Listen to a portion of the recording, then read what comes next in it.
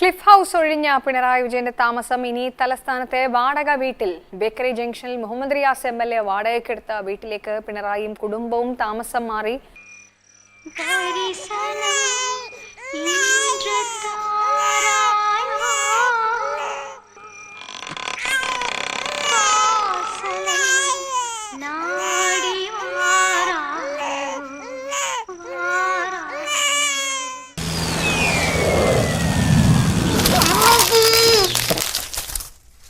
നമസ്കാരമുണ്ടേ.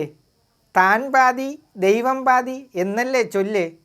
ഈ വിഷയത്തിൽ കിട്ടിയത് മുഴുവനും തൈക്കണ്ടി കുടുംബത്തിനാണ്. അച്ഛൻ ദൈവം വാഴുന്ന വീട് ദൈവമില്ലാത്ത അച്ഛൻ ദൈവം വാഴുന്ന വീട്ടിലേക്കാണ്. അതായത് ED രൂപത്തിൽ. എനിക്കൊരു സ്വസ്ഥതയില്ല. അച്ഛനെ വച്ച് മോള് വാങ്ങിയ മാസപ്പടി, മോളെ വച്ച് അച്ഛൻ വാങ്ങിയ മാസപ്പടി. അവസാനം ആരാ? മോള് കുടുങ്ങി. പ്രതിപക്ഷ നേതാവ് പിണറായി വിജയന്റെ മകൾ ടി വീണയ്ക്ക് ED സമൻസ് വന്നിരിക്കുന്നു. വെള്ളിയാഴ്ച ഹാജരാകാനാണ് പറഞ്ഞിരിക്കുന്നത്. എന്തായാലും ED സമൻസ് അയച്ചിരിക്കുന്നു. താൻ നിരന്തരം ചെയ്യുന്ന കർമ്മങ്ങൾ താൻ അനുഭവിച്ചേ തീരൂ. ഞാൻ പറയുന്നതല്ല കേട്ടോ, അങ്ങ് വേറെ വലിയ ആൾക്കാരൊക്കെ പറഞ്ഞതാ. എന്താ അമ്മേ? എന്താ അമ്മാവാ? ഒന്നുമില്ല. എന്താ അപ്പച്ചി? പിന്നെ ഇപ്പോൾ ഇത് പറയാനുള്ള കാരണം നമ്മുടെ പിണറായി സഖാവ് ക്ലിഫ് ഹൗസിൽ നിന്നും ചെന്ന് നേരെ കയറിക്കൊടുത്തത് ഒരു ഹോസ്പിറ്റലിലേക്കാണ്.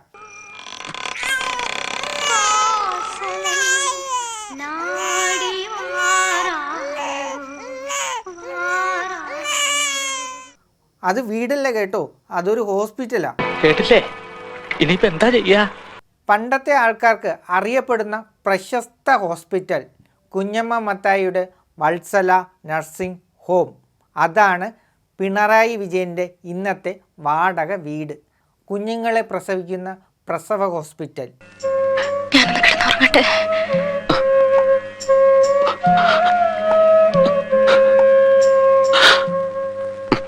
പിണറായി, അയൽവക്കം എങ്ങനെയുണ്ട്? വല്ല ബുദ്ധിമുട്ടെന്തെങ്കിലും? അക്കരെ ഇക്കരെ നിന്നാലെങ്ങനെ ആശ തീരും, നമ്മുടെ ആശ തീരും. ഒന്നുകിൽ ആൺകിളി അക്കരയ്ക്ക്, അല്ലെങ്കിൽ പെൺകിളി ഇക്കരെ.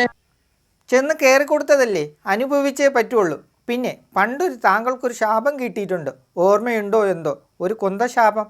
എന്തൊരു മനസാക്ഷി! എനിക്ക് എൻ്റെ ഈ കൊന്ത ഉണ്ടെങ്കിലുണ്ടല്ലോ, അങ്ങേരെ ഒരാഴ്ചക്കകം അയാൾ അനുഭവിച്ചേ തീരുള്ളൂ. PC ജോർജിൻ്റെ ഭാര്യ കൊന്തയും കയ്യിൽ പിടിച്ചിട്ടാണ് അന്ന് താങ്കളെയും താങ്കളുടെ കുടുംബത്തെയും ഒന്നടങ്കം ശപിച്ചത്.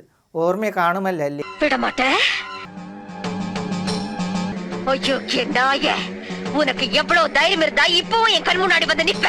ഒരു ശത്രു സംഹാര പൂജയിൽ ഒതുങ്ങുന്നതല്ല മിസ്റ്റർ പിണറായി താങ്കളുടെ ഈ കഷ്ടകാലം. എന്താ ബാസുരേ?